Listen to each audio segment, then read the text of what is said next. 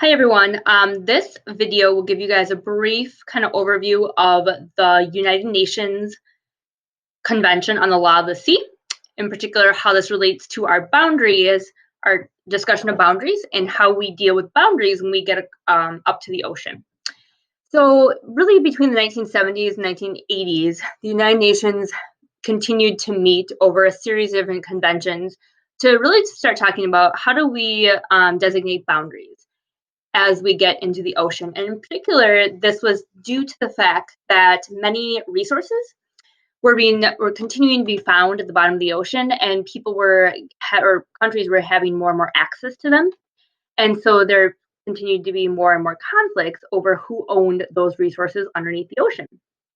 And so what was determined and went into effect in 1982 is something called the United Nations, or it's oftentimes shortened as UNCLOS, Law of the Sea. And it determined, and this is international law, so this is kind of how we do it all over the world, that each country's territory, actual territory and sovereignty extends 12 miles into the water from their coastline. So you take their coastline, you draw perpendicular lines going directly out from their coastline, and exactly 12 miles out, that is a country's territory. And so anything that they would be able to do within their regular boundaries, they would be able to do within that 12 miles. Then there's also something known as the exclusive economic zone. And this becomes increasingly important, especially as I mentioned before, the fact that resources are being more and more found, and we're able to drill it for oil off of offshore drilling and drill into the ocean floor.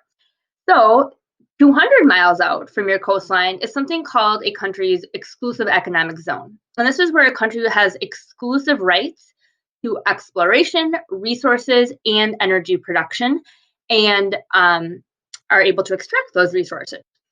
So this is how they determined that where they were going to deal with these conflicts. Now, of course, there becomes a lot of gray area with this because, as you can see from this map, this is each country's exclusive economic zones. And so we're taking a look at a world map. Obviously, we're taking a look at 200 miles out from every country's exclusive economic zones. In some areas of the world, this makes there's not much conflict. So we're looking at the west coast of the United States. This is making, and west coast of Mexico. This makes sense. But as we get into other parts of the world, especially with islands and island nations or island states, we are going to have definitely some overlap between these different zones. There is a there is a median line principle. So as we go into, if two territories intersect, or if those 200 miles or even those 12 miles overlap, then we take halfway between the two countries. So over here, you would cut the difference in half, and the exclusive economic zone would be half of whatever is in between. So if two countries are only 200 miles apart, each country would have a 100-mile zone, which is their exclusive economic zone. The problem then becomes, though, as different countries claim different islands. And so islands oftentimes become a conflict. And one of the major areas where this plays out in the world is in the South China Sea. And so the South China Sea is a very rich area with resources and is a fought over area between several different countries, including the Philippines, China, and Vietnam. And so I'm going to show you a couple of, I'll show you just this map really quick, a kind of a zoomed in map. And this is the South China Sea zoomed in. And you can see we have Vietnam, and we have their exclusive economic zone that would go out here. We have China, their exclusive economic zone here. We have the Philippines out here. And we actually have a number of islands where, depending on who owns those islands or whose territory that is, those islands would have their own exclusive economic zone as well. And so these Spratly Islands right here are contested between China, and particularly China and the Philippines. And there's been a lot of conflict over who owns them, because it may just be this island that doesn't have a whole lot on it, or it doesn't have a whole lot of value. But an island, you could have a military base, you could have a runway where you could launch aircrafts off of. You have a gassing place for military craft.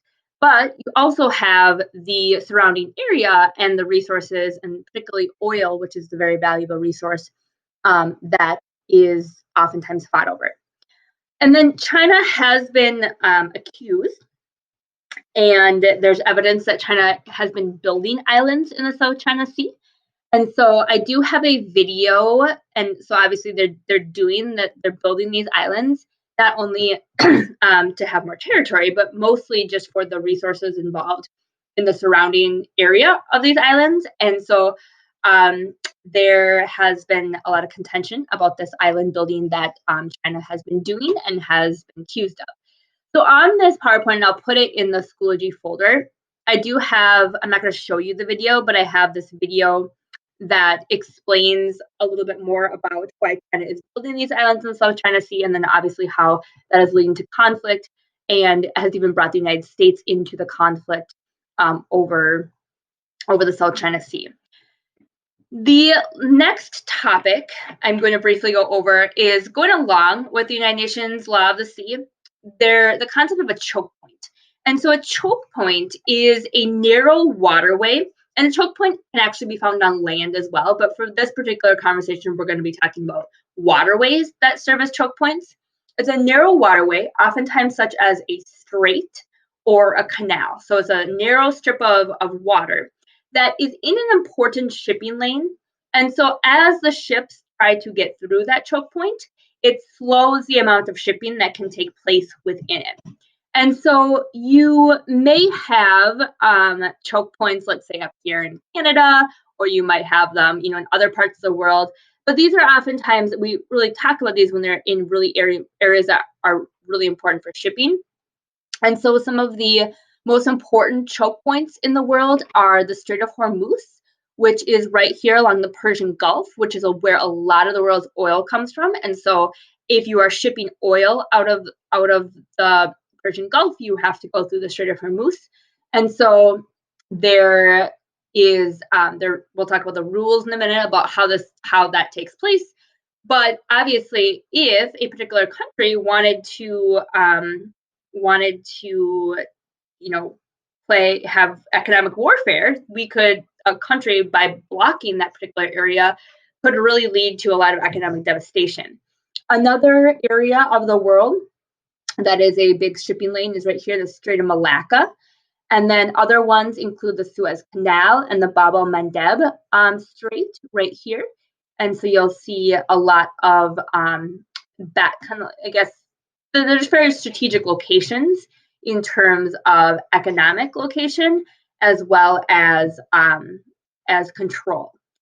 So you will be doing a short activity, taking a look at choke points. But when we have these choke points, it's oftentimes these areas, they're controlled by two different countries because they're 12 miles. Because it's such a narrow strip of land, they're 12 miles overlap. And so if let's say that strait is exactly 12 miles wide, each country on either side would control 6 miles of that narrow strip of water. However, other ships are allowed to go through territory, even if it is in a particular country's territory. And so the United Nations has a law, something called of innocent passage. And so the innocent passage law says that passage is allowed in territorial waters so long as it is not prejudicial to the peace, good order, or security of a coastal state. So if you have an oil tanker coming through right here, the Strait of Hormuz, and you're in a different country's territorial waters, as long as you bring your boat, you bring your tanker through that strait, you do not stop, and it is not, you're maintaining peace, you're maintaining order and security. That is allowed, even though you're in territorial waters. But these choke points become very strategic places for countries to control. And as through the colonial period, places like the Suez Canal and these straits were very strategic locations for colonies to control in order to influence and have control over worldwide trade.